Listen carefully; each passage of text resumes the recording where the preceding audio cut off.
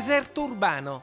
Vicenza si sveglia così, ancora una volta per l'ennesimo giorno di una primavera lontana che fiorisce dietro alle finestre chiuse. Cartoline di un Veneto fotografato anche dai numeri che mutano in grafici, in proiezioni. Nella società informatica i report di Google mostrano come si siano modificati gli spostamenti.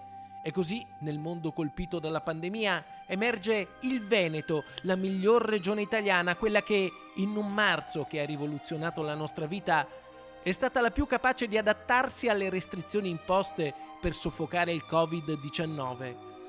Se in Italia la mobilità verso ristoranti, caffè, centri commerciali è precipitata del 94%, il Veneto è arrivato a un calo persino del 96%. Se nel paese la mobilità verso mercati, alimentari e farmacie è scesa dell'85%, in Veneto è calata addirittura del 95% e del 91% verso i parchi, quando a livello nazionale la media segna un meno 90%. C'è chi resta a casa perché può, perché deve.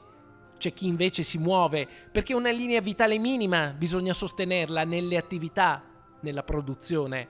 Ma le distanze sociali impongono una rivoluzione che rovescia le logiche anche negli spostamenti.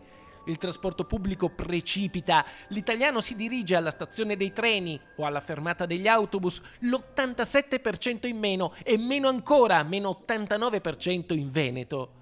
Ma nella locomotiva d'Italia, tra le distese dei capannoni, delle aziende che animano l'economia nazionale, si diradano anche del 62% gli spostamenti verso gli uffici, i luoghi di lavoro, quando in Italia il calo medio è pressoché identico del 63%. Poi, però, c'è anche una crescita, un aumento, sono gli spostamenti verso le proprie abitazioni. In Italia sono saliti del 24%, in Veneto del 25%. Si torna a casa di più, si chiude la porta, si lasciano alle spalle le strade, le piazze, finisce un giorno, ne inizia un altro, l'ennesimo deserto urbano.